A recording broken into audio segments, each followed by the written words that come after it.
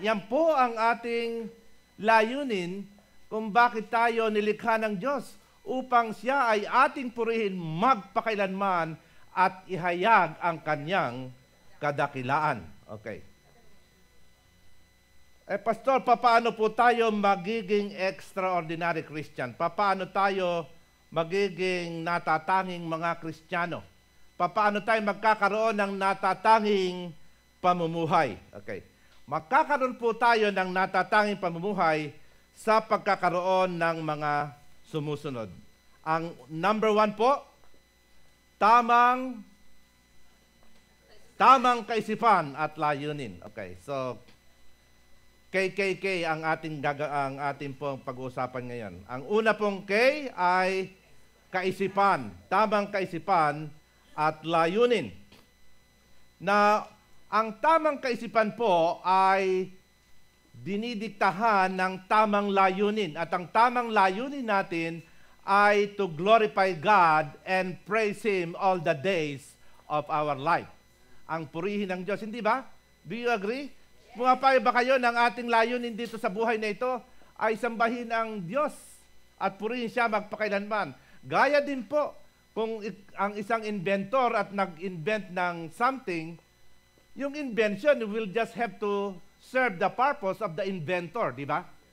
Babat natin in-invent pa yun kung hindi naman makaka-serve ng ating layunin. Okay. Pero sasabihin natin, Pastor, but how do we glorify God? Paano natin pupurihin at lulwalhatiin ang Diyos? Sabi po dito sa ating text, ang 1 Thessalonians 2:4. Basahin po natin. Minarapat ng Diyos na ipagkatiwala sa amin ang mabuting balita, kaya nangangaral kami upang bigyang kasiyahan, hindi ang tao, kundi ang Diyos nakakasiyasat ng ating puso. So sino daw po ang dapat nating bigyan ng parangal? Ang Diyos ang dapat nating bigyan ng parangal at hindi ang tao. Napupunta po kayo dito sa iglesia natin, hindi sa tao kundi sa Diyos. Kaya sa Diyos lagi tayong nakatingin. Okay? So, wag po tayong titingin sa mga tao o mga kung ano man ang pangyayari sa mga paligid natin sapagkat tiyak na madidistract po tayo. Let us fix our eyes on Jesus. Okay? Now, sinabi po ni the Apostle Pablo sa Colossians 3:23, basahin nga po natin ito. Ano man ang inyong ginagawa, gawin ninyo ng magaan sa kalooban, na waring hindi sa tao kayo naglilingkod, kundi sa Panginoon. Isa lamang po ang ating pinaglilingkuran. We only serve one God. At yun po ang dapat na maging pinakamahalaga sa ating buhay. Sinabi din po, nagpatuloy si Apostol Pablo sa Galatians 1:10, ngayon, nangangahulugan bang ang hinahangad ko'y papuri ng tao? Hindi. Ang papuri ng Diyos ang hinahangad ko. Sinisikap ko bang magbigay lugod sa tao? Kung yan lamang ang hangad ko, hindi na sana ako naging alipin ni Kristo. Kaya mga kapatid, hindi po tayo naging tagasunod ni Kristo upang tayo po ay maglingkod o magpasikat lamang sa tao. Hindi pasikatan ito. Ito'y pasikatan sa kay Lord. Okay? So, hindi po ito paigkasan ng beauty rito. Although mga beautiful kayo. Okay? Lahat daw po ng anak ng Diyos ay beautiful because we are created after the image of God. May pangit lamang daw pong salamin. Okay, so, ang pinakamahalaga po sa atin, ang paglilingkod natin sa ating Diyos. At yun po ay binigyang diin ni Apostol Pablo. Our purpose and priority is to please God and not men. Yun po ang pinakamahalaga sa atin. Ang pinakamahalaga sa atin ay mabigyan po natin ng kasiyahan ang Diyos at ang hindi tao. Sabi po ng Panginoon sa Matthew 6:33, ngunit pag sumakita ninyo ng higit sa lahat ang pagharian kayo ng Diyos at mamuhay ng ayon sa kanyang kalooban at ipagkaloob niya ang lahat ng kailangan ninyo. Mahaba sa Tagalog, ano? Matthew 6:33 in English. Seek ye first the kingdom of God and all righteousness, and all these things shall be added unto you. Memorable po itong verse natin sa akin, other than na ito po isang memory verse natin, sapagkat nung ako po hindi pa Kristiyano, nandito na ako sa LA, coming from Kansas. Sabi siya, kasi I was not employed yet, and I was complaining to Sister Ellen, bakit kaya ako hindi pa ako nakakakita ng trabaho hanggang ngayon? She reminded me of this verse, seek ye first the kingdom of God and His righteousness, and all these things shall be added unto you. Pahalagahan muna po natin ang Panginoon, ang kaharian ng Diyos. Yun muna ang una nating hanapin. Let us seek first the kingdom of God and His righteousness. Ang katuwiran ng Diyos ang una po nating hanapin. At pagkatapos na tayo po'y maging matuwid sa harap ng Diyos, ang lahat ng ito ay ipagkakalob sa atin. Nakuha po ba ninyo? So that is how, God will bless us. He just wants us to make Him as our number one priority. Seek ye first. At maniwala po kayo, pagkatapos noon ay hindi na ako napahinga sa trabaho hanggang ngayon. My engine keeps on, moving and running. Kaya pagka weekend, nasakit na rin ang ulo ko. So, Monday and Tuesday, I asked my doctor to put me on medical leave. So, para naman mapahinga ko. So, tomorrow, baka ako maka-attend doon sa kanilang Chick-fil-A fellowship. Okay. Alright, so moving along. Huwag po natin nilimutan yun ang promise ni Lord, no? Seek ye first, and all these things shall be added unto you. So pleasing God is all what matters. Yun po ang pinakamahalaga sa atin. If we please God, then that's all what matters. But pleasing God is loving God and loving people. Pero maraming sasabi, Kristiyano ko, mahal ko Diyos, pero I don't go to church on Sunday. That's not my stuff. Kapatid, pag sinabi mo sa akin yon, ako na may Kristiyano, naniniwala ako sa Diyos, pero hindi ako nagsisimba sa araw ng linggo. Hindi ako naniniwalang ikaw ay Kristiyano. Sapagkat, if you love God, kung mahal mo ang Diyos, mahal mo ang God's people. You love to be around with God's people because that is where you will fellowship. It is in the fellowship of the believers that God's presence will be felt. Sabi, meron po tayong verse dito, when 2 or 3 are gathered together in my name, He is in our midst, di ba? Yun po ang pangako sa atin. So, when we love God, we must be loving God's people as well. So, self-contradictory po yun. Hindi po natin maaaring sabihin na mahal ko Diyos, pero I don't care about meeting God's people. No. If we love God, we love to be around God's people. Kaya po tayo nandito lahat eh. Are we all excited to be in the church on Sunday? Yeah, kasi sama-sama tayong sumasamba sa Diyos. Nagpapalakasan po tayo sa isa't isa. We encourage one another when we worship God together. Amen?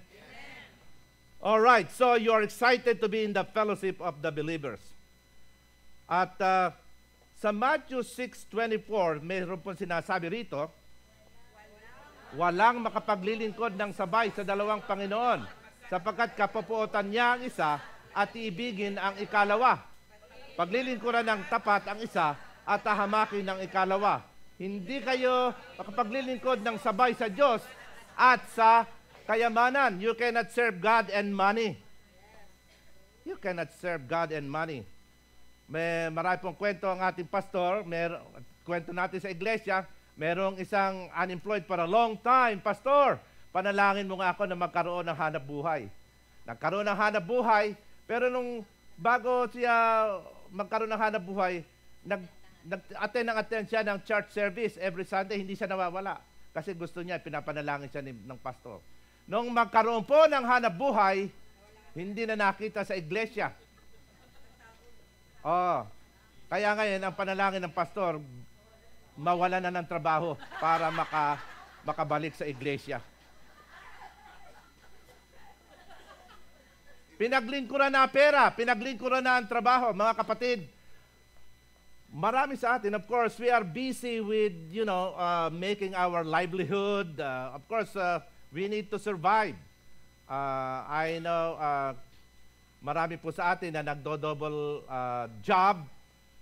May mga nag-aaral pa rin kahit na lampas na sa edad. Pero yung pag-aaral naman, walang lampas sa edad eh. We can study any time of our life.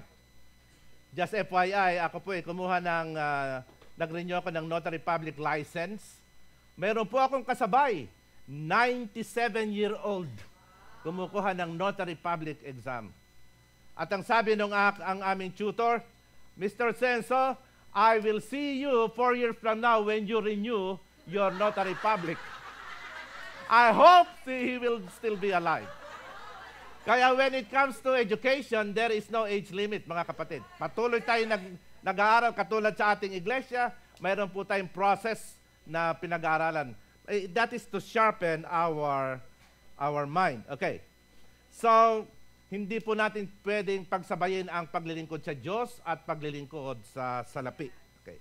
Number 1, dapat po tayong magkaroon ng priority sa ating Diyos. At pag tayo po ay napailalim, napaalipin sa salapi, ay yun po ang maglalayo sa atin sa Diyos. At baka yun ang magbulid sa atin sa dagat-dagatang apoy. Okay. Mayroon po sinasabi si Apostol Pablo sa Romans 15:5-7. Sabasahin po natin itong sabay-sabay.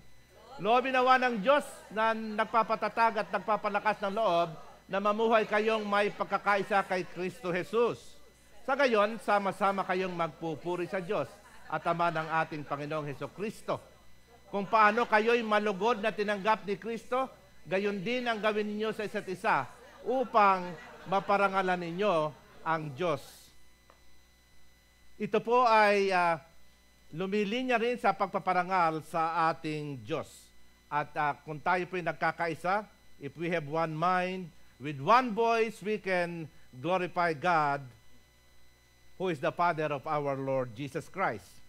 At ito po ay sa pamamagitan ng pagtanggap sa isa't isa at ang pagkakaisa ng ating pong kaisipan. Now, with one mind and one voice, and by accepting one another, we give God the glory. At sa ganun po, patuloy tayong lalalim sa ating kaalaman sa ating pananampalataya, sa ating kaalaman sa ating Panginoong Jesus, at sa ating pong patuloy na paglalim na sama-sama sa ating pananampalataya. Ang ibig ko pong sabihin dito, as we fellowship together, nagkakaroon po ng homogeneity ang ating pong fellowship. Ano ba yun? Nakita na ba ninyo sa condensed milk yung label na homogenize? Ano ibig sabihin na homogenize? Pag hinalo mo yun, yung lasa ng nasa ibabaw at lasa ng sa ilalim, pareho din. Homogenize. So, I wish, yung po ang wish ko din sa ating iglesia, na tayo maging homogenize. Iisa timpla, iisa DNA, okay? Kung ano ang tamis nung itaas, yun din ang tamis ng ilalim, di ba? Parang tubo yun. Ang tunay na tubo daw, matamis hanggang dulo, di ba? So, yun po, ang pag talaga tayo nagkakaisa is spirit, if we have one mind in the Lord Jesus Christ, talagang homogenize, isa la timpla, isa la hapay, isa DNA ang pinangangaral natin sa ating pong process. Okay. At magbibigyan lamang po natin ng kaluwalhatian ng ating Diyos kung tayo ay namatay na sa ating sarili. Namatay ka na ba? Yes! De, buhay ka pa, di ba? Okay, you are physically dead, but you must be spiritually dead when you become one in the Lord Jesus Christ. Ano ba sinasabi doon sinulat ni Apostol Pablo sa Galatians 2:20? At malinaw pa sa atin. Basahin natin sabay-sabay. Buhay na. Di na ako ang nabubuhay, kundi si Kristo ang nabubuhay sa akin. At habang ako'y nasa daigdig, namumuhay ako sa pananalig sa anak ng Diyos na umiibig sa akin at nag-alay ng kanyang buhay para sa akin. I have been crucified with Christ and I no longer live. The life I live in the body, I live for the Son of God who loved me and gave His life to me. Ako ay napako ng kasama ni Kristo. Pag napako, di ba namatay na? Namatay na ang ating Panginoon nung mapako siya. Kaya po, sabi ni Apostol Pablo, namatay na siya nung mapako si Kristo 2,000 years ago. Napako na po ang old sinful self, old sinful nature. At ito po ay napalitan na ng new nature in Christ. Nakipag-isa na tayo kay Kristo. Kaya wala na po yung makasalanan nating sarili, napalitan na yon ng bagong sarili natin, bagong pagkatao. Okay, so ang kasalanan ay naipako na po doon sa krus ng Kalbaryo. Kaya iniwanan na natin ang kasalanan doon sa krus ng Kalbaryo at tayo'y namumuhay na sa katuwiran. Amen po ba? Okay. So, mabibigyan lamang po natin ng karangalan ng Diyos kung tayo ay namatay na sa ating makasalanang pagkatao at tayo'y namumuhay na sa katuwiran ng ating Panginoong Hesus. Okay? So, yung pong ating katuwiran, our righteousness is not our own righteousness because there is no one righteous except Jesus Christ. And our righteousness is only borrowed from the righteousness of our Lord Jesus Christ. Yung po ang tinatawag na imputed righteousness. Amen. Okay. So, paano tayo magkakaroon ng extraordinary life o natatanging pamumuhay? Number 1, magkaroon po tayo ng tamang kaisipan at layunin. Ang pangalawa po, tayo'y magkaroon ng tamang kasama. Ayun, tamang kasama. Sino ba kasama mo ngayon? Asawa mo. Okay. Maganda bang kasama ang asawa mo? Pamisan-misan. Pamisan-misan. Dapat po mga kapatid, yung mga kinakasama natin ngayon, whether our family or friends, dapat mabuti silang kasama. Ha? Tamang kasama. Sila ba'y mga tamang kasama? We have to determine that today. Okay. Right company. Ano ba mga effects ng mga kasama natin, yung mga kinakasama natin? Okay. Ano ba sinasabi sa Proverbs 13:20? Ang nakikisama sa may unawa ay magiging matalino. Ngunit ang kasama ng mangmang ay masusuong sa gulo. Tingnan mo yon. Kung ikaw ay makikisama sa matalino, magiging matalino ka rin. Ngunit kung mangmang ang kasama mo, mapupunta ka sa gulo. Kaya okay, watch out. Watch out for, the company that you're going with. Okay? Doon naman sa 1 Corinthians 15:33, sinulat ni Apostol Pablo, kaingat kayo, ang masasamang kasama ay nakasisira ng magagandang ugali. Okay. Okay, so, maingat tayo sa ating kakasama. Ganun pala maging epekto nun, yung ating bad company, makasisira. Kahit maganda ugali mo, makasisira pala sa iyon. Bad company corrupts good character. Ito, maganda ito. Proverbs 22:24-25. Huwag makikipagkaibigan sa mainit ang ulo, pagkat makahahawa ka sa kanila. Sino ang hot temper dito? Nabago na, no? Binago na. Praise the Lord. Tayo po, binago na lahat. Pero ako nung araw, talagang mainit din ang ulo ko. Mahilig din ako sa praise the Lord. Talagang sabi nga ni Pastor, marami tayong mga bulaklak ng dila nung araw. Pero ngayon, hindi na. Kumbaga, hindi ba, nung hindi ka pa mananampalataya, parang hindi masarap ang usapan pag walang bulaklak ng dila. Yung sabihin mo nga. Ha? Yeah. So, tayo po ay wala na doon. Don't hang out with angry people. Don't keep company with hot heads. Bad temper is contagious. Don't get infected. Nakaka-infect pala yun. So, wag po kayong sasama doon sa mga infectious na tao yun, yung mga magagalitin, ano? Nakaka-infect po yun. I hope na we don't get infected, but rather we affect them or we affect them to be led to Christ. Amen? So, be watchful. So, tayo po dapat mapaligiran ng tamang kasama. The believers in Christ. Para po Kailan lamang tayo makikisama doon sa mga hot-tempered at mga unbelievers at mga worldly? When we share, when we evangelize to them. Okay. So, but normally, we don't hang out with them. We don't associate with them. Kasi nga, for fear that we may be infected. So, makisama kayo, pero huwag kayong makikisama. Okay. So, makikisama tayo, pero hindi tayo makikisama. Kasi kung hindi tayo makikisama, how can we evangelize to them? Okay. So, we do not totally dissociate ourselves from them. Kinakailangan meron pa rin tayong communication, meron pa rin tayong link doon sa ating pong mga kaibigan na yon. Okay. So, may sinasabi po sa Psalm 1:1-3. Basahin po natin. Papalad ang tao hindi naakit niyong masasama upang sundan niya ang kanilang payo at maling halimbawa. Hindi sumasama sa sinumang taong ang laging adikay, pagtawanan lamang at hamak-hamakin ang Diyos na dakila. Wow! Nagagalak siyang laging masaliksik ng banal na aral. Ang utos ni Yahweh siya ang binubulay sa gabi at araw. Ang katulad niya ay isang punong kahoy sa tabing batisan, sariwa ang dahon, laging namumunga sa kapanahunan. Ang anumang gawin ay nakatitiyak na magtatagumpay. Hindi po tayo sumasama doon sa mga nangungutya, yung mga mockers, because that is not the way of the Lord. Bagkus tayo po ay sumasama doon po sa mga matuwid sa ating Panginoong Hesus.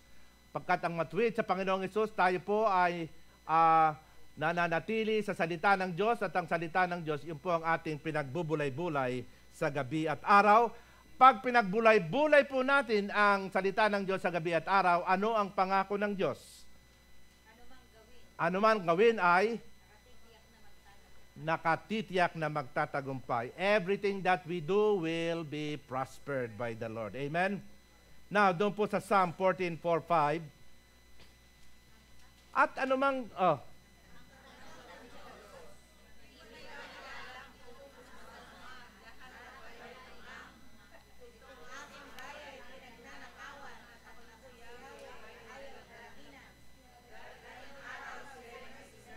pag nakita nila yaong mga tapat, nakapanalig pala ay Diyos na mataas. So, wag po tayong sasama sa mga mangmang. Hindi nila alam na darating ang araw na sila'y masisindak, nakasama ng mga matwid ang Diyos. Okay. So, yun po ang makapag-check doon po sa mga taong mga mangmang at mga makasinlibutan. Matthew 18, doon po sa Kawikaan 27:17, meron ba tayo nito? Bakal ang nagpapatalim sa kapwa bakal, at isip ang nagpapatalas sa kapwa kaisipan. Basahin po natin kasunodin yung Matthew 18:20. Sapagkat saan man may 2 o 3 nagkakatipon, dahil sa akin, naroon akong kasama nila. 2 o 3 nagkakatipon, nandoon po ang Diyos sa ating kalagitnaan. Pag ang Diyos ay nasa ating kalagitnaan, mayroon po tayong pagkakataon na magkaroon po ng encouragement to one another. Sabi nga po doon, bakal ang nagpapatalim sa kapwa bakal, at isip ang nagpapatalas sa kapwa isipan. Kaya po ang mga mananampalataya, pagka nagkakasama-sama, we sharpen each other, we encourage one another, at nagkakaroon po tayo ng isang kasipan. At yun po ang sinasabi kong homogenized, homogenized milk. Nagkakaisa tayo ng isang timpla. Isang timpla lamang ang ginagawa sa atin ng Panginoon. At sa ganon, makaka-respond po tayo sa sinasabi doon ng Apostol Pablo sa Roma 15:5-7. Pwede ba nating loobin nawa ng Diyos na nagpapatatag at nagpapalakas ng loob, na mamuhay kayong may pagkakaisa kay Kristo Jesus. Sa gayon, puri sa Diyos na tama nating Panginoong Heso Kristo. Kung paano kayo'y malugod na tinanggap ni Kristo, gayon din ang gawin ninyo sa isa't isa upang maparangalan ninyo ang Diyos. Mga kapatid, sa ating pong patuloy na pagsasama-sama bilang mga tagasunod ng ating Panginoong Hesus, magkakaroon po tayo ng isang kaisipan, kagaya po ng ginagawa natin sa ating proseso. We will have one mind. and being like-minded to one another, kagaya po ng kaisipan ng ating Panginoong Hesus. Nang sa gayon, isa lamang po ang ating hakbang, isang hapay tayo, isang timpla, may isa lang tayong DNA na maisasali natin sa mga susunod po nating mga taong madadala sa ating Panginoong Hesus. Isang kaisipan, sapagkat isa lang ang Diyos na ating pinaglilingkuran, isa lang Espiritu ang nasa sa atin, isang Panginoon, isang pagbibinyag, isang pananampalataya, at isa ang kaisipan natin, ang kaisipan ng ating Panginoong Hesus. And if we have this like-mindedness among ourselves, then we can be effective in reaching the lost and lead them to our Lord Jesus Christ.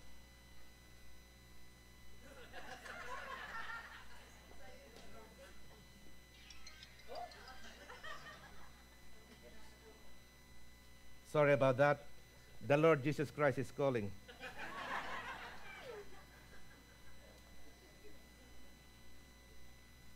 And we are almost done. Pag po tayo nagkaroon ng ganoong kalalagayan, na magkakaroon tayo ng isang kaisipan, then we become extraordinary Christians. We become world-class Christian. We become abnormal Christian, above normal Christians. Okay. And to conclude my part in our sermon, ang sabi po ni Dr. Rick Warren, ang founder and senior pastor of Saddleback Church, at isinulat po niya sa kanyang Purpose-Driven Life book. Sabi po niya, telling others how they can have eternal life is the greatest thing that you can do for them. Ang ibalita po natin at maipahayag sa mga taong hindi ligtas na mayroong buhay na walang hanggan, iyon po ang pinakadakilang balita na maibabahagi natin sa ating mga kapatid na hindi pa naliligtas. For example, kung po yung kapitbahay mo ay may cancer o may AIDS, isang criminal act po na hindi mo ibahagi na mayroon ka palang alam na gamot na pwedeng mag-cure sa cancer na yon at siya cure sa AIDS na yon. Mas criminal daw po, o mas criminal na hindi po natin ipahayag ang daan tungo sa kaligtasan, sa kapayapaan at buhay na walang hanggan doon sa mga taong wala pa pong Kristo sa kanilang buhay. Amen po ba? Yun po ang pinakamahalagang maibabalita natin at maibabahagi natin sa mga taong wala pa pong Kristo sa kanilang puso and therefore hindi pa po sila mananampalataya. We have the greatest news in the world. Mayroon po tayong pinakadakilang balita sa mundo. At yan po ay maibahagi ang pinakadakilang kabutihan na magagawa natin kahit kanino man. World-class Christian are the only fully alive people on the planet Earth. Sila lamang po ang talagang may buhay dito sa mundong ibabaw. Bakit? Sapagkat sila po ay mayroong joy. They have the confidence. They have the enthusiasm. At sila po ay nakakahawa. They are contagious. Why? Because they know that they are making a difference in this world. Sapagkat sila po ay nagbabahagi ng mabuting balita ng kaligtasan at sila po ay nakapagdadala ng maraming kaluluwa sa paanan ng krus ng Kalbaryo upang tanggapin ang ating Panginoong Hesus bilang personal na Panginoon at tagapagligtas ng kanilang buhay. They wake up each morning expecting God to work through them in many fresh ways. To God be the glory. Amen. Palakpakan natin sa kasama ng Panginoon natin. Okay. Living an extraordinary life. Right purpose, right company, at makita natin yung tatalakayin natin yung tamang kagamitan, ano? I try my best to speak English, no? Para for the sake of our English speaking.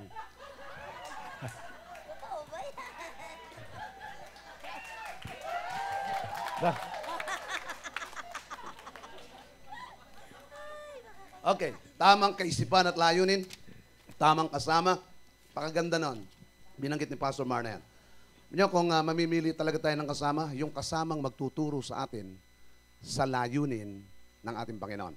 At yung mga kasama na hindi na makapagtuturo, dapat i-relocate na po natin talaga yan.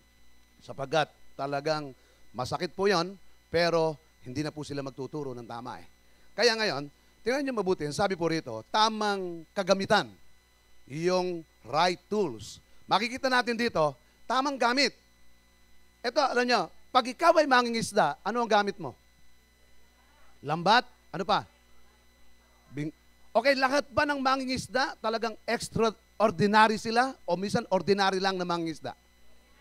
O minsan ordinary lang kasi isipin mo, mangingisda, ang gamit, karayom. Pwede ba naman yun?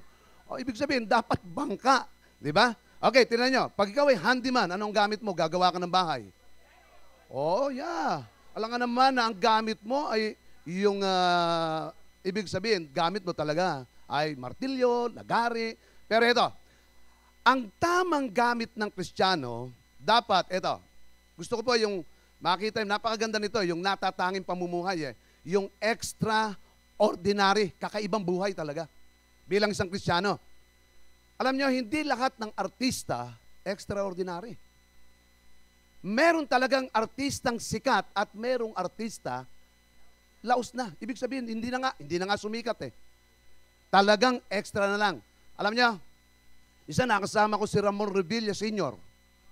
Nanood kami dyan sa, ano tawag doon pa sa Maria? Staples. Pambira. Di katabi ko si Ramon Revilla. Pag kumaway kay Ramon Revilla yung tao, katabi ko, nakakaway din ako eh. Para akong ano eh. Sabi ko, yeah. Ibig sabihin, nagsisigawan sa kanya, pero pag nalayo na ako kay Ramon Revilla, walang pumapansin sa akin. Ibig sabihin, hindi ako sikat. Aminin natin yon. Hindi ka, bisa nung panahon, 1995, natabi ko kay FEJ kasi panahon ng election sa Sagunoy. Si Fernando Por Jr., yung, di ba? Kilala natin yon. Okay. Medyo hindi ko gano'ng inabutan yan. Ewan ko kayo, ano? Pero inabutan ko yan. Okay, tinanan niyo mabuti. Nung matabi ko sa kanya, talagang gwapo si FEJ. Naku, talaga nagsisigawan yung tao. Nakatabi ko. Parang ako din ang sinisigawan. Ibig sabihin, pero nung malayo ako sa kanya, hindi isa, walang pumapansin sa akin. Sapagkat hindi, extra ka lang eh. Ito ang mga bide. Sa Kristiyano, mga kapatid, dapat kahit saan tayo mapunta, extra ka. Anak ka ng Diyos eh. Di ba, palakpakan natin ang Panginoon. Anak ka ng Panginoon. Kaya dapat extra ka. Pag anak ka ng Diyos, iba ka. Kung pupunta rito yung anak ni Obama, aba, iba yun. Pero kung sinika lang ang papasok dito, pambira, hindi, iba yun. Ibig sabihin, big time. Sabihin mo sa katabi mo, big time ka, Brad. Pambira ka. Bakit mo minamalit yung sarili mo? Anak ka ng Diyos. Pero eto po, bago tayo maging extraordinary, kailangan may tama tayong gamit. Una, Word of God. Tingnan niyo. Basahin natin. Basahin po natin. Huwag mong kaliligtaang basahin ang aklat na yaon. Dili-dilihin mo yon. Araw at gabi, upang matupad mo ang lahat. Sa gayon, ano sabi? Paano ka namang mabubuhay ng extraordinary ni hindi mo nabubuklat ang Bible? Nasa Bible ang sabi diyan, giginhawa ka, magtatagumpay ka kapag ang salita ng Diyos ay lagi mong binabasa. Pangako yan eh. Pangako po yan. Hindi po ako nangako niyan, ang Diyos. Ang sabi diyan, huwag mong kaliligtaang basahin ang aklat na yon, dili-dilihin mo yon araw at gabi upang matupad mo ang lahat ng nasusulat doon. Sa gayon, ano sabi? Giginhawa ka, magtatagumpay ka. Para kang puno na nakatanim sa sa tabing batisan, ang sabi, lagi kang namumunga. Sa napapanoon at hindi napapanoon, namumunga ka, tagumpay ka, kasi nga po, nakadikit ka sa Diyos at sa salita ng Panginoon. Kaya nga po, dito po sa church na ito, nasa Diyos ang papuri, mapakarami po rito nagbabasa ng Bible, pero tingnan mo, ang buhay nila, mararanasan po natin dito, darating ang araw, kahit saan ka pumunta, napapansin ka. Alam niyo kung bakit? dahil namumuhay ka sa kalooban ng ating Panginoon. Kaya pag nagsalita ka, punong-puno ng salita ng Diyos. Mabubuhay ka lamang, tama ang layunin mo, tama ang kasama mo, tama rin yung gamit mo. Ngayon, ano ang tamang gamit natin? Yung Word of God. Pag nagpayo ka, Word of God. Pag ikaw ay bago ka kumilos, bago ka magdesisyon, Word of God. Kailangan po natin, bawat desisyon mo, salita ng Diyos ang nauuna. Ano po? Kaya ngayon, ang tao nagugulat sa iyo. Pangalawa, ito, hindi lamang po tamang gamit natin para maging extraordinary tayo, yung Holy Spirit. Kailangan ang Holy Spirit nasa iyo. Basahin natin lahat ito. Zacarias 4:6. Ito, basahin natin lahat. Ang tagumpay ay hindi makakamit sa pamamagitan ng lakas o kapangyarihan, kundi sa tulong lamang ng Diyos, sa tulong lamang ng Holy Spirit. Ang sabi, kaya po, kapag hindi ka dumidepende sa banal na Espiritu, mga kapatid, hindi ka po magiging extraordinary. Hindi magiging kakaiba. Hindi matatangi ang iyong buhay. Pero lahat ng taong nagtagumpay, nakadepende sa Holy Spirit. Kahit na sila Pablo, kahit na si Matthew, kahit na po sila Moises, nakadepende po yan kay Yahweh. Bawat isang Kristiyano na magtatagumpay, kailangan po nakadikit ka sa banal na Espiritu. Ang banal na Espiritu, sabi niya sa akin, ang anghel, pinasasabi ni Yahweh, ang tagumpay ay hindi nakakamit sa pamamagitan ng lakas o kapangyarihan, kundi sa aking tulong lamang. Nakita natin yon? Kaya siguro maganda, makikita natin siguro, sabihin mo, maganda ang aking trabaho ngayon, hindi ko na kailangan ng Holy Spirit. Nagkakamali po tayo. Ito, kilala namin nila Pastor Marto, Vice President ng bangko. Sabi niya noon, bina-Bible study ko po siya, sabi niya, na Bible study namin, akala raw niya, matalino siyang tao, akala raw niya, hindi niya kailangan ng Diyos. Akala raw niya, hindi niya kailangan. Nung wala, eto, na-stroke siya. Tapos yung kamay niya, nakagano, no? Tapos, ikay ka siyang alam niyo, pagka sinesharean po namin siya ng Ebanghelyo, ng salita ng Diyos, sabi niya, Pastor, akala ko noon, hindi ko kailangan ng Diyos. Matalino akong tao. Pero eto, sa isang iglap, nawala sa akin yung trabaho ko, ang buhay ko, eto, umuwi na siya ng Philippines, nandudoon na po siya. Ano ibig sabihin? Huwag mong ipagmalaki ang iyong katatayuan ngayon. Huwag mong ipagmalaki ang anumang kayamanan mo ngayon. Sapagkat dapat ang ipagmalaki lang natin, hindi tayo magtatagumpay kung wala ang banal na Espiritu at kailangan mo ngayon tanggapin ang Holy Spirit kung hindi mo pa siya tinatanggap. Palakpakan natin yung Panginoon doon. Di ba? Kaya sabihin mo sa katabi mo, Brad, huwag kang magmamalaki. Sister, huwag kang magmamalaki. Wala kang dapat ipagmalaki. Ha? Wala kang dapat ipagmalaki. Ha? Di ba? Ang Diyos lamang ang dapat ipagmalaki natin. Palakpakan nga natin ang Panginoon para maging extraordinary ka talaga. Ha? Sino rito yung gustong mamuhay na extraordinary talaga? Taas ang kamay. Praise the Lord. Kailangan mo ang Holy Spirit. Kailangan natin. Tamang layunin, tamang kasama, hindi ka rin mabubuhay ng extraordinary na ang kasama mo, lagi kang inilulubog. Ano? Okay, ano pa? God's favor. Ito ang mga damang gamit natin. Una, Word of God. Pangalawa, Holy Spirit. God's favor. Basahin natin lahat. Sa buong panahon ng paglilingkod niya sa bahay ni Potiphar, sumasa kanya si Yahweh. Sino po ito? Si Joseph. Ano man ang kanyang gawin, ayan o. Napansin ito ni Potiphar. Ito, pakinggan nyo. Mula noon, pinagpala ni Yahweh ang buong sambahayan ni Potiphar. Dahil kanino? Umunlad ang kanyang kabuhayan. Ibig sabihin, si Potiphar ay hindi po mananampalataya. Nadikit siya sa isang lingkod ng Diyos. Anong pangalan?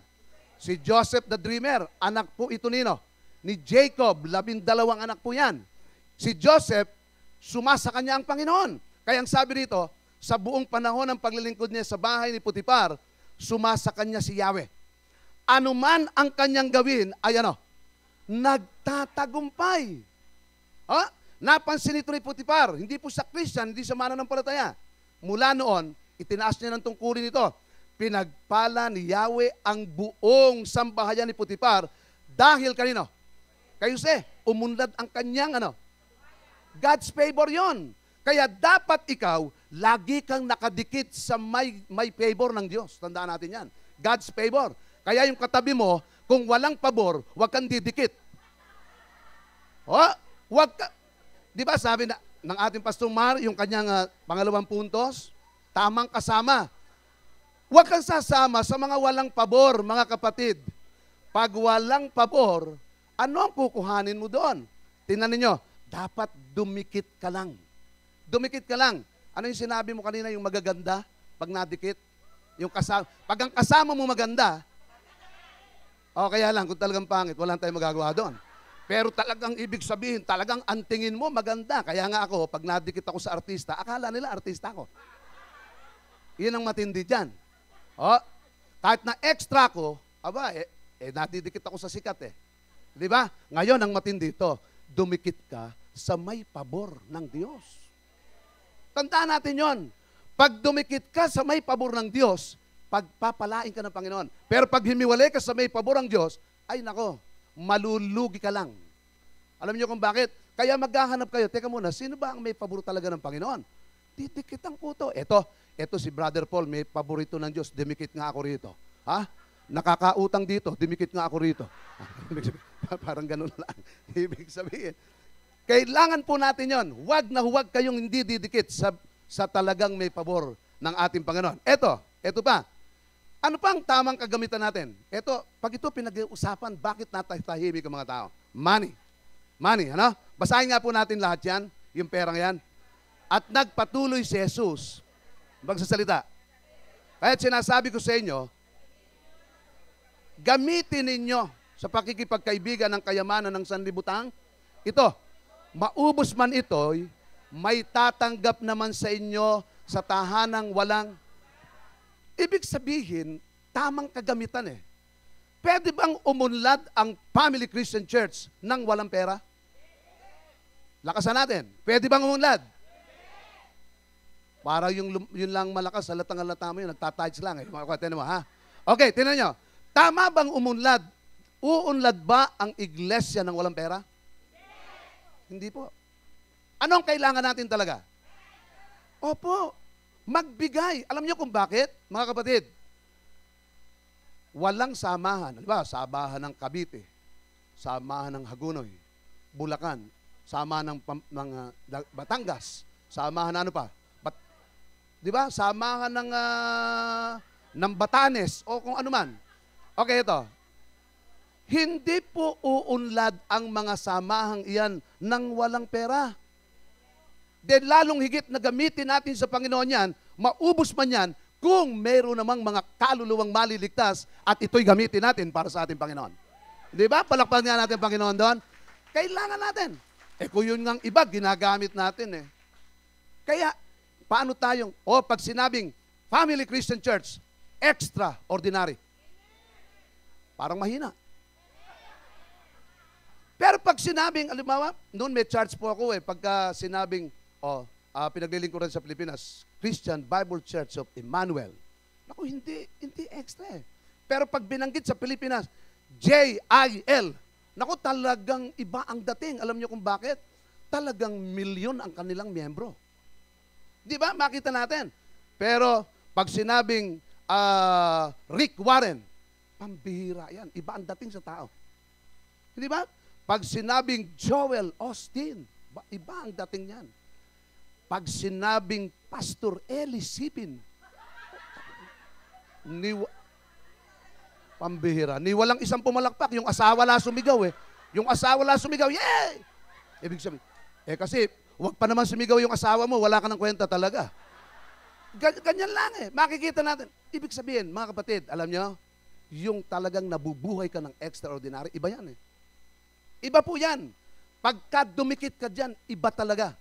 Iyon ang gusto namin ni Pastor Mar na mangyari sa Family Christian Church sa tulong ng ating Panginoong Jesucristo. Kaya po kailangan natin. Ito ang huli.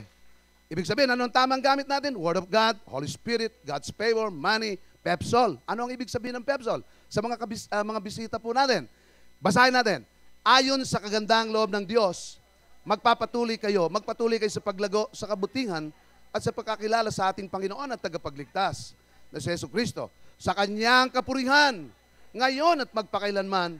Ang ibig sabihin ng Pepsol, ibig sabihin ito po ay strategy na gagamitin natin para maging extraordinary po itong iglesyang ito at tayo. Ano ang ibig sabihin? Dadaan tayong lahat sa training. Ano po yung Pepsol, yung P? Ano po yun? Pre-encounter. Yung E-encounter. Yung pong P uli, post-encounter. Mamaya, maraming magpo-post, di ba? Yung 41 na nagsipag-encounter ay magpo-post-encounter. Meron ding mag-SOL1. Gagraduate sila sapagkat lahat sila ay may consolidation of 3 sa pangunguna ni Randy. O, di ba? Ibig sabihin, gagraduate. Yung mga kaibigan ni Jomi, salamat sa pagpunta niyo, mga kaibigan ni Jomi. Gagraduate po yan ng SOL1 dahil sa inyo. Ano? Kaya po, salamat sa Panginoon. Yan po ang ibig sabihin. Magkakaroon po tayo ng SOL1, 2, 3. Yan po ang Pepsol. May training tayo. Pwede ba naman tayong umunlad ng walang training? Hindi ka magiging magaling sa trabaho mo nang walang training. Dito po, kaya po magagaling ang mga mananampalataya, punong-puno tayo ng training. Alam niyo kung bakit? Tamang gamit para maging extra. Halimbawa, may nagtanong lang sa iyo, paano ba yung one verse evangelism? Hindi mo alam. Paano ka magiging extra? Di ba? Ano ba yon? Hindi ka marunong mag-share ng gospel. Paano ka magiging extraordinary? Hindi. Sa Family Christian Church, makita mo, pag may kausap yan, makikita po natin tumatayo at isipin mo yung kamatayan ng Panginoong Jesucristo, hindi mo kayang ipagtanggol. Yung kamatayan ng Panginoong Jesucristo, hindi mo kayang ipaliwanag. Kaya pag may nagtanong sa inyo, bakit kayo nandoon sa church na yon? Wala. Nanonood lang kami doon. Pagkatapos ng service, kakain kami doon kasi pagkatapos noon, masaya doon, maganda ang mga tugtugan. Hindi po. Alam niyo kung bakit? Hindi tayo dumadaan sa training. Kaya kailangan natin, kung nais nating living an extraordinary life, kailangan po may tamang purpose, may tama tayong mga kasama, right company, makita natin may tama tayong gamit. Ano yung gamit natin? Word of God, Holy Spirit, God's favor, money, at saka po yung Pepsol. Ito po ang puwan nito. Tayo po lahat ay tumayo. Mga kapatid, ito. Hindi ka magiging extraordinary kung wala ang Holy Spirit sa iyo. Kailangan mong tanggapin ang Panginoon. Kailangan mo talaga na magkaroon ng kapangyarihan at walang kapangyarihan kapag wala ang banal na Espiritu. Aminin natin na talagang kailangan natin. Wala tayong magagawa. Lord, wala akong magagawa. Makasalanan ako, kailangan kita sa buhay ko. Pansinin niyo yung buhay po natin. Matagumpay ba ang buhay natin? Masaya ba ang buhay natin? May kagalakan ba? Kung tayo po ba'y kuhanin ng Panginoon, alam natin kung saan tayo pupunta? May mga katanungan ba tayo sa Diyos na hindi masagot? Alam niyo, kapag may mga katanungan tayo na hindi natin masagot, yung una, Lord, saan ako talaga pupunta kapag ako'y namatay? Mayroong kang dapat tuklasin. Hindi ka nabubuhay sa isang extraordinaryong buhay. Kailangan mo si Jesus. Ngayong araw na ito, huwag mo na pong pagtagalin. Kailangan mo si Jesus sa puso mo. Buksan mo ang puso mo, tanggapin mo siya. Habang nakapikit tayo, ilingin ko lamang po na lahat tayo nakapikit. Lahat ng gustong tumanggap sa ating Panginoon, sumunod lamang kayo sa aking panalangin. Ilakas po natin, huwag kayong mahiya. Kung gustong maging extraordinary ang buhay mo, sa oras na ito, kailangan magkaroon ka ng tamang purpose, kailangan magkaroon ka ng tamang kasama. Ang kasama mo itong mga may takot sa Diyos. At kailangan mo yung tamang gamit, yung pong kagamit-gamit na buhay, at ito'y magkakaroon lamang ng kagamit-gamit na buhay kung tatanggapin mo siya, ang Holy Spirit. Nais mong tanggapin ang banal na Espiritu sa oras na ito, sumunod ka sa aking panalangin. Huwag kang mahiya, ilakas mo lamang. Dakilang Diyos, sa araw na ito, inaamin ko na ako'y makasalanan. Gusto ko pong mabuhay yung kakaibang buhay. yung buhay na kasama kita. Inaamin ko, makasalanan po ako. Patawarin mo ako, Panginoon. Binubuksan ko ang aking puso. Tinatanggap kita bilang Panginoon ko at tagapagligtas ko. Mula ngayon, ikaw na ang aking Panginoon at tagapagligtas. Tulungan mo po ako na mabuhay sa natatanging buhay o kaibang buhay. Salamat po sa pangalan ni Jesus. Ako na lang mananalangin habang nakapikit po tayo. Walang nakakakita, ang Diyos lamang. Kung ikaw ay nanalangin ng panalangin ng pagtanggap, binuksan mo ang puso mo, tinanggap mo ang Holy Spirit, kamahiya, ang Diyos lamang nakakakita sa iyo. Taas mo lamang yung kamay, pagpe-pray kita. Sige po. Meron po ba? Praise the Lord. Salamat. Salamat. Meron pa po ba? Sige po, salamat. Sige po, taasin nyo ng mataas. Pagpe-pray ko po kayo. Hallelujah, salamat. Purihin ang Panginoon. Purihin ang Diyos. Hindi ko na po kayo palalapitin. Pagpe-pray ko, habang nakataas yung kamay nyo, pagpe-pray ko po kayo. Sige po. Panginoon, ikaw ang nakakakita ng mga taong nakataas ang kamay. Bless mo sila, Panginoon. Pagpalain mo ang kanilang buhay. Ikaw na po nawa ang patuloy nakikilos sa kanila. Puspusin mo sila ng Holy Spirit. Panginoon,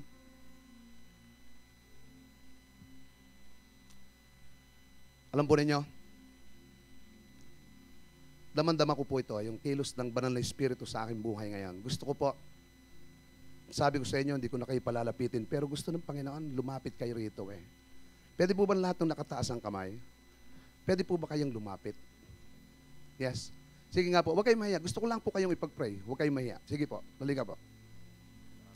Damang-dama ko po ito, pati yung mga may sakit, pwede po ba nating lumapit? Yes. Halika po. Praise God. Halika. Hallelujah. Alam niyo, tatapusin ko na sana yung prayer, pero masyadong gusto po ng banal na Espiritu na lumapit po tayo eh. Hallelujah. Salamat. Praise God. Thank you. God bless you. Halika po. Hallelujah. Praise the Lord. Sige po, halika. Lumapit po tayo ng konti pa. Lumapit-lapit po kayo sa akin. Salamat. Tutuwa po ako, alam nyo. Gusto ko na sanang tapusin yung aking prayer, pero sabi ko, gusto ko. Ang banal na Espiritu ang nangungusap sa atin. Gustong-gusto po nila eh. Gustong-gusto po niya. Na itong paglapit ninyong ito, di kayo nahihiya. Lord, eto ako. Gusto ko talaga magkaroon ng banal na Espiritu sa buhay ko. Gusto ko talaga. Bago ipanalangin ni Pastor Mar yung mga may sakit, pwede po ba itaas natin yung ating mga kamay? Muli po, manalangin tayo, sumunod kayo sa akin. Dakilang Diyos. Sige po, lakas natin. Dakilang Diyos. Narito ako. Lumalapit ako sa iyo. Sinusurrender ko ang buong buhay ko sa iyo. Binubuksan ko yung puso ko. Tinatanggap kita bilang Panginoon ko, tagapagligtas ko. Banal na Espiritu, pumasok ka sa aking buhay, puspusin mo ko na yung kapangyarihan. Salamat po sa iyong kabutihan. Mula ngayon, ikaw na ang aking Panginoon at tagapagligtas. Sa pangalan ni Jesus. Amen. Manatili lang po tayo nakatayo. Magpe-pray tayo ni Pastor Mar, pati may sakit. Lord, I lift up to you your children that are here in front. I know that they are undergoing problems right now. And I know that you have a ready solution for each one of them. Especially, oh God, I lift up to you all our sick brothers and